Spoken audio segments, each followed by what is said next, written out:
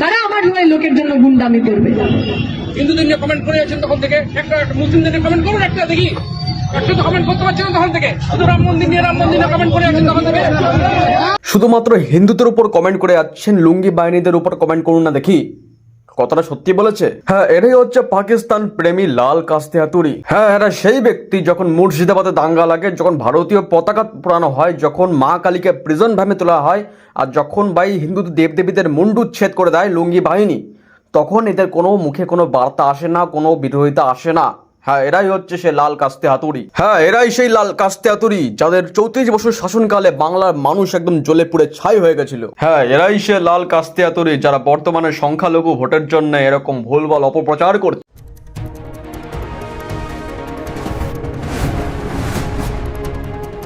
তো নমস্কার বন্ধুগণ, আমি বাংলার বিশ্বনাথ, আপনারা দেখছেন আকাতসুকি বেঙ্গলি নিউজ চ্যানেল।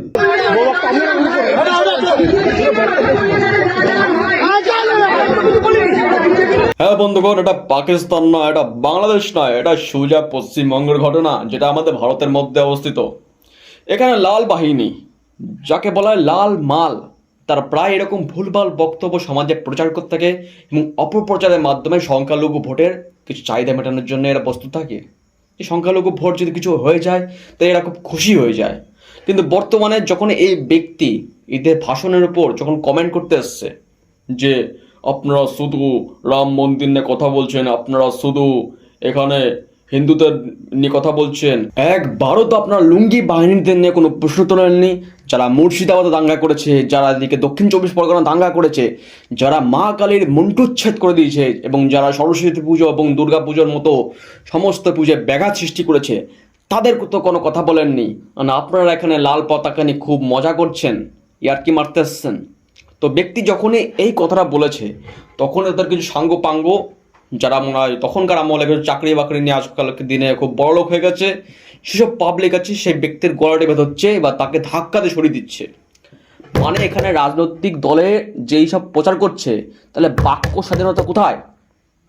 আজকে তুমি প্রচার করছো, তোমার বিরোধীতে হয়ে কেউ কমেন্ট করতেই পারে, সে কমেন্টের উত্তর দাও। মানুষ দেখবেন যখন তার কমেন্টের উত্তর না দিয়ে তাকে সরিয়ে দিতে চেষ্টা করবে, তাকে বাদ দিতে চেষ্টা করবে, তখনই মনে করবেন সেই ব্যক্তির মধ্যে কোনো ঘাপলা আছেই।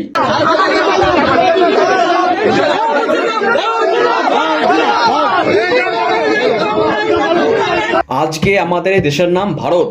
শ্রী রামচন্দ্রর নিজস্ব ভ্রাতার নাম ছিল ভরত, তিনার নাম থেকে সমস্ত গোটা দেশের নাম ছিল হয়েছে ভারত। এখন আপনারা কিছু লোক বলবেন যে না, ইন্ডিয়া এসব দিয়ে একদম ভারতের নামটা একদম জঘন্য করে দেবেন। ভারতবর্ষে থাকি আমরা, এটা হচ্ছে ভারত ভূমি।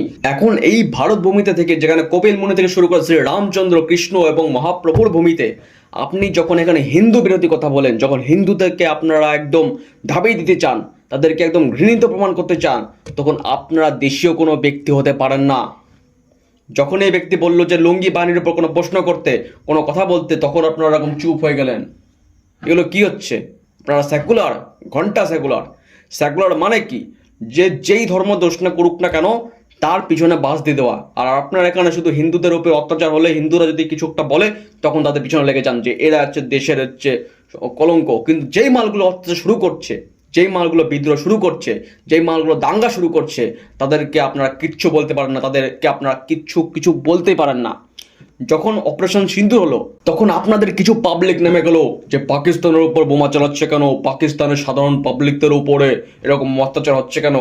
আরে তোরা কোন দেশের পাবলিক সেটা বল। তোরা কোন দেশের পাবলিক? তোরা পাকিস্তানের পাবলিক না ইন্ডিয়ার পাবলিক?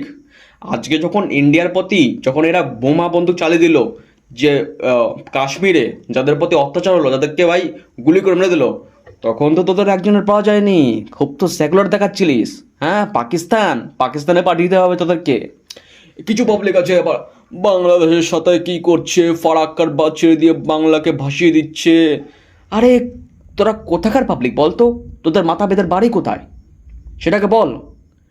তুই এখন ভারতে থেকে যদি পাকিস্তান বাংলাদেশের গুণগান গাস, তা তোরা ভাই ভারতের লোক না।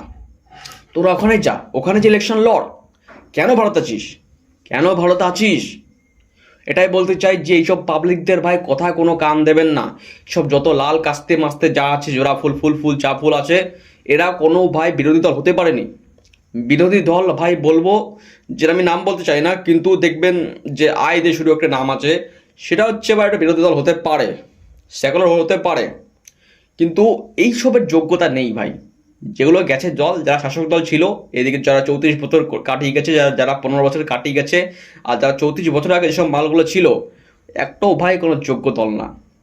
তাই বলছি, যদি বিজেপিকে বিরোধিতা করতে চাও তাহলে যুক্তিতে বিরোধিতা করো। যতক্ষণ তুমি যুক্তিতে বিরোধিতা করবে না, ততক্ষণ তুমি বিজেপির বিরোধিতা করতে পারবে না। বিজেপিকে হারাতে গেলে যুক্তি দরকার, বিজেপিকে হারাতে গেলে তোর হচ্ছে বুদ্ধি দরকার, বিজেপিকে হারাতে গেলে তোষণমুক্ত সরকার তোদের করতে হবে, তখনই পারবি ভাই। তোরা যে 34 বছর কী যে করে গেছিলিস সব মানুষই জানা আছে। তো চুপচাপ ভাই থাক, এখন গেছিস অত ভাই ভ্যানতারা করিস না, এটা হচ্ছে কথা। চুপচাপ থাক, খুব ভালো থাকবি। বাকি বন্ধুগণ, আপনাদের চান তো আকাশ সুকি বেঙ্গলিকে আপনারা সাপোর্ট করতে পারেন, বাকি আপনাদের ইচ্ছা। তো ভিডিও আজকে এখানে শেষ, good bye. Green was my sole light and hope in all this dark world. After I lost Green, the whole world as I saw it changed. It became a black